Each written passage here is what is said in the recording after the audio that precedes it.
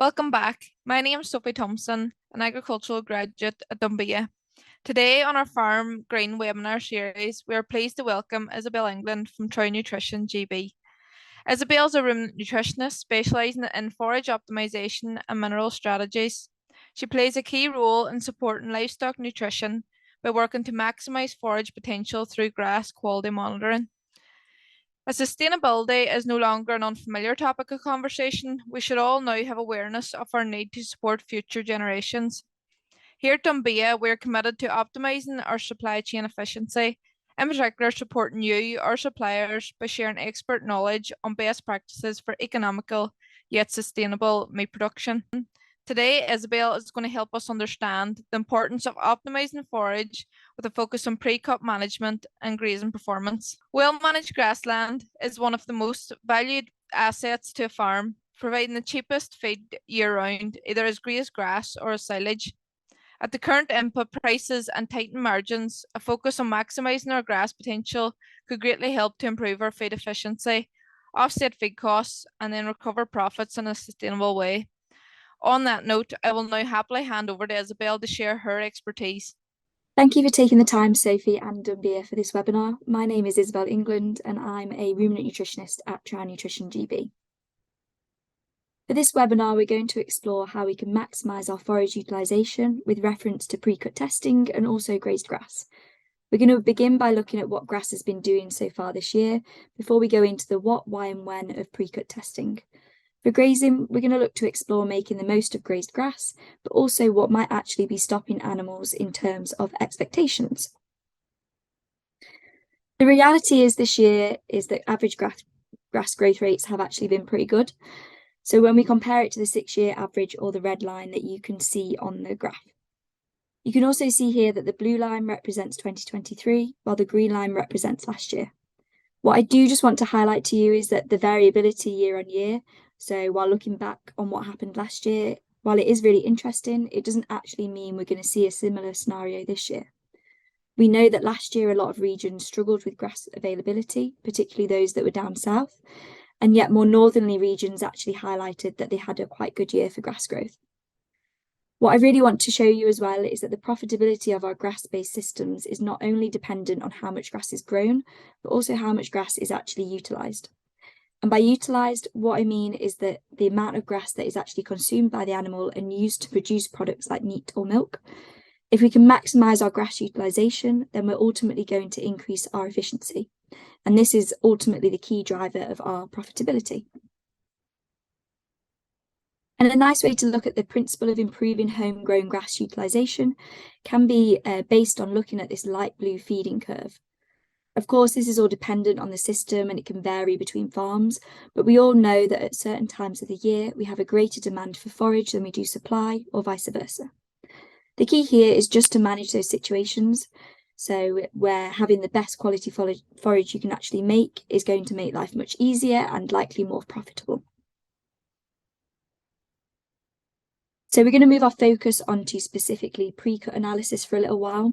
And when we say pre-cut analysis, we mean looking at forage before we cut so that we're gaining some insight into the quality of silage we might make. It allows you to take a peek into what your future silage could look like. And while we know that good forage starts with grass varieties and healthy soils, this is not what we're going to go into detail on today. What we need to understand here is that before we go into this, good grassland management is going to prevent grass from growing into that reproductive stage or before it heads.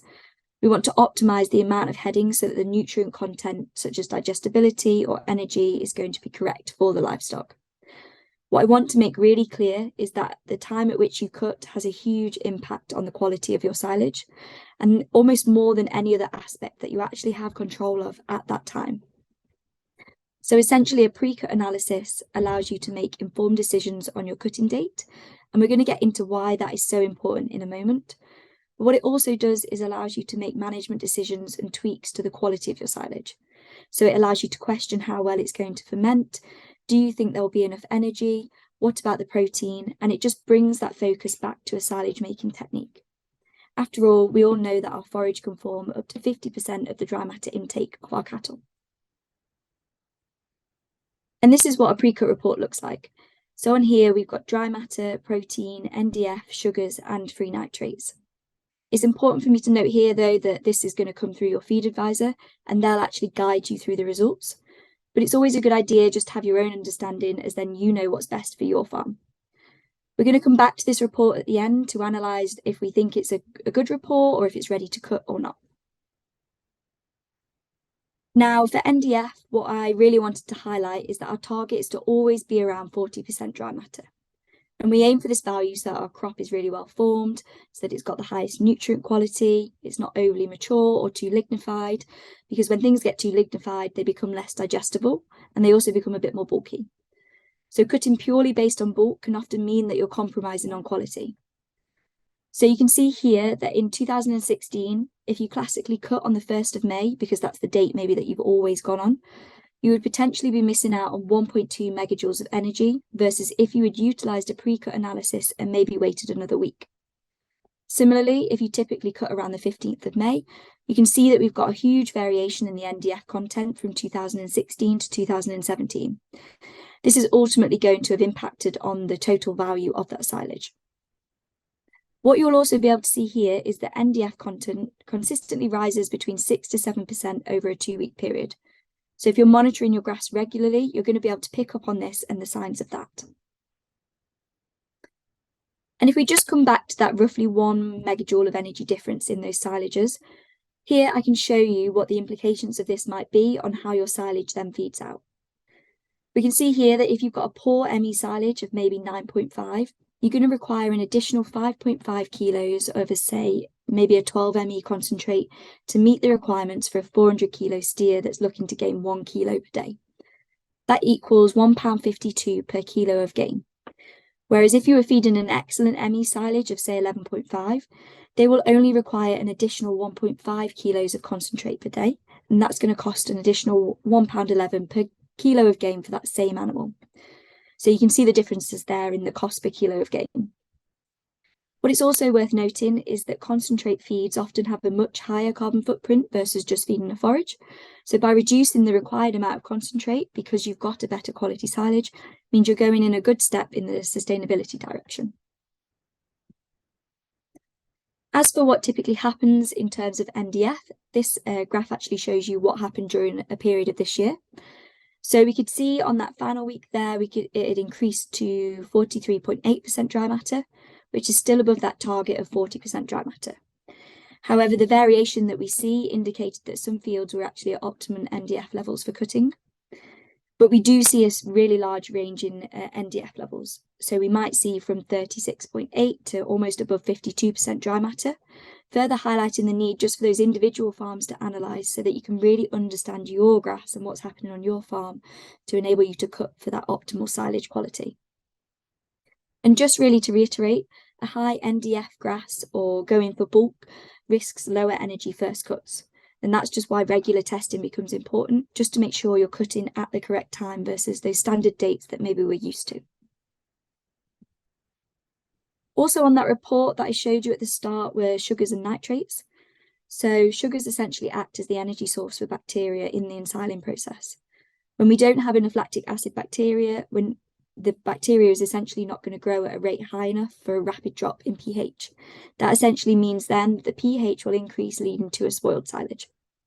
For nitrates, these are typically metabolized to protein in the plant, yet when we cut too early, nitrates can actually remain high, which increase the ammonia production in the clamp, which further buffers that pH. So your risk periods for nitrogen are going to include things like sort of cool growing conditions, maybe dry weather followed by a lot of rain, or high nitrogen application following fertilizers.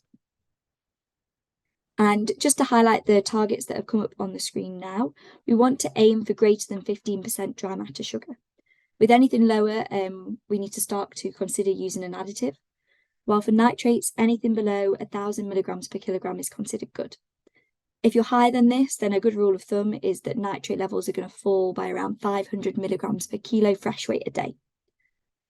One other thing just to note is that silage that's contaminated with soil is often going to be really dark and foul smelling.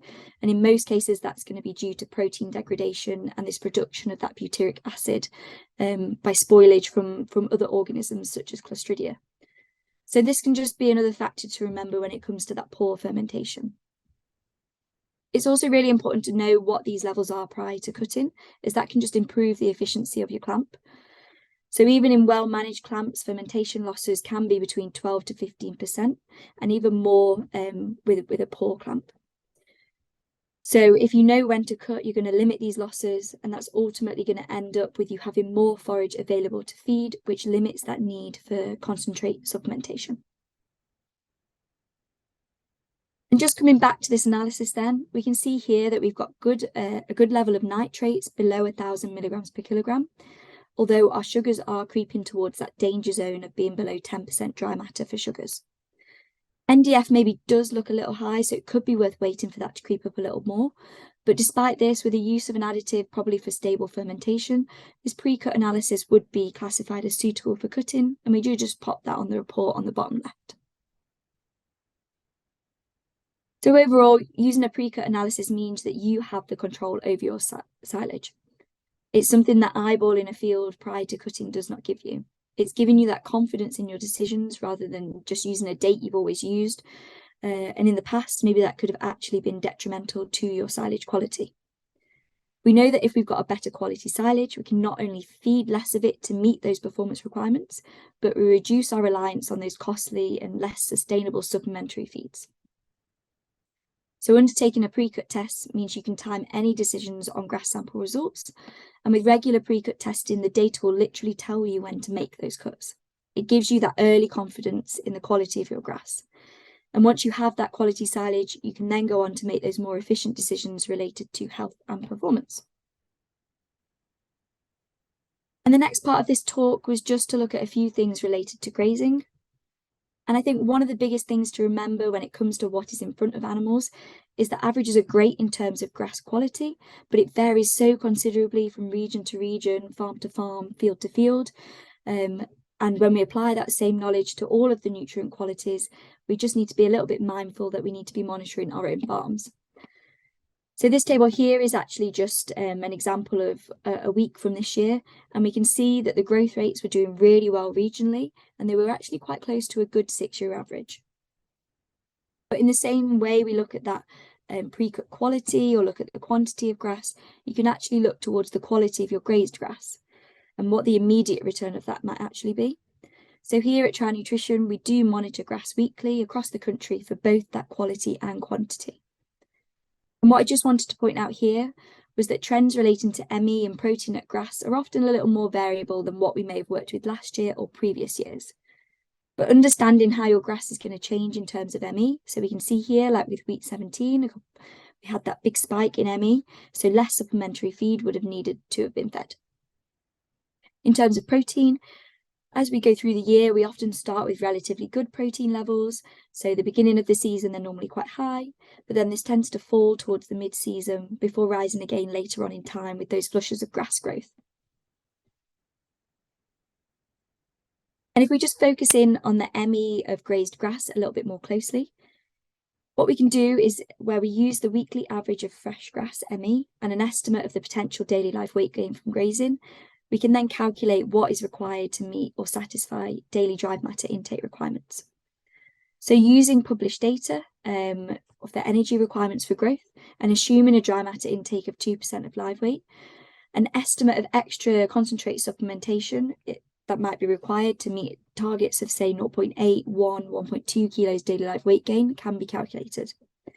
Now, this estimate doesn't actually take into account substitution rates, so normally that 1-to-1 replacement of forage with concentrate or any other nutrient requirements. So it's really used as a guide with diets formulated just to ensure we're roughly meeting growth rates that are achievable by those dry matter intakes. So as an example, you can see here that for 1.2 kilos of daily live weight gain, and for a 300 kilo animal, a 10 ME silage would require an additional 1.7 kilos of concentrate more than a 13.5 ME silage. And these are typical ME figures that we might actually see over the season. In terms of why we often move away from what our calculated expected performance is, this can really be due to a number of factors, and we've just got a few variables here that I can tell you. So climate, maybe we've had some really good weather at the moment. Cattle that experience a higher ambient temperature, their dry matter intakes are often expected to decrease because they want to reduce their metabolic heat function, okay? This means that the more you eat, the more heat you produce. So we just want to keep that in mind as we keep getting some warmer weather. Maybe one of the more obvious ones is breeds, so smaller breeds are going to be intaking less. And we do also just need to take into the fact that, or just consider the fact that herbage dry matter intakes drop when supplementary feed is being fed. So we say, as maybe a rule of thumb, supplementation is going to reduce grass dry matter intake by 0.4 to 0.7 kilos dry matter intake. And that's for every 1 kilo of supplemental feed that you give. So just make sure that you're prioritising your forage intakes over supplemental intakes, and you're understanding what your animals can get from grass to make the most from that forage. Another point just to highlight from that is paddock spoilage. That can have a really big effect on dry matter intake. So as the season progresses, we see greater increases in spoilage rates. And while we might see a 5% spoilage in March, we might see levels as high as 20% in September. And that ultimately could reduce dry matter intake by up to 2.6 kilos dry matter. So this is why it becomes really important to highlight spoilage when you're submitting those samples. If we don't, then the predictions are not going to be accurate, which then leads to that confusion around why cows may not be doing as expected. So as a general guide, if paddocks are really well managed and pretty clean, we can say that there's spoilage up to 10%. But if they're poorly managed, we're probably going to be looking up to those values more towards that 20%. And while this is not necessarily a focus for today, we do just need to consider whether there is actually enough grass for the animals to achieve their potential. So if we think about dense swards, so those like ryegrass or clover swards that are really grazed regularly by sheep, they're going to contain a greater amount of grass than an open sward grazed by cattle at maybe the same height. So it's important to utilise your grass covers alongside any quality data, just to ensure that you're making the most of it. Just because there's more luscious green grass does not necessarily mean that the energy or protein is correct for optimised growth rates within those animals. So the key takeaway from this is that the information on grass growth, grass cover, so supply, and stock grass intake, so that's demand, alongside the quality analysis is going to be used to prepare that grass budget and really enable you to get the most from your grass. And just to finish on this, and the key take-home messages are really that we're moving into an era of understanding what is in front of animals in terms of quality just as much as quantity now. It's about understanding what animals have access to over a period of time and not just a snapshot. And then it's about making use of that analysis.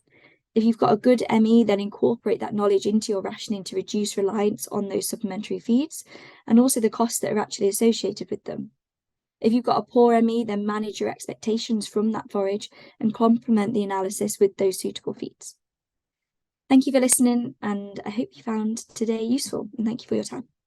Thank you, Isabelle. It was great to learn of the value of pre-cut testing and how this can be used to make informed cutting decisions. And in terms of grazing, to know that despite knowing the nutritional quality of grass, that grazing optimisation can vary.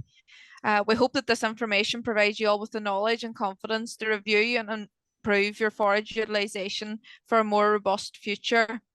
Now, we've got a few questions for you, Isabelle. The first one that I've got is, how can we best avoid grass spoilage? I think preventing spoilage is mostly thinking about in terms of field health, you're not overstocking cattle. In terms of in the clamp, you're making sure that you've got your sugar levels correct and your nitrates correct so that you're not harming your pH levels. Perfect. Is it viable to cut silage in accordance with the pre-cut analysis and risk losing the quantity per cut? Yeah, I definitely think so, in that you don't want to be going for bulk because you're reducing the quality of your grass when you go for bulk. If you've based it on a pre-cut analysis, you're ensuring that you're getting the quality that you want and you're not sort of playing a risk game of not actually knowing what you're going to end up with. And finally, is the extra management and financial investment for managing grazing worth it? Yeah, I think it definitely is. This is the next step forward in terms of actually knowing what you're feeding animals instead of just eyeballing a field. If you know what your NDF is and you know what your potential energy is from your silage that you're trying to make, then you can absolutely maximise your performance. Perfect. Thank you again, Isabelle. It was a very informative session.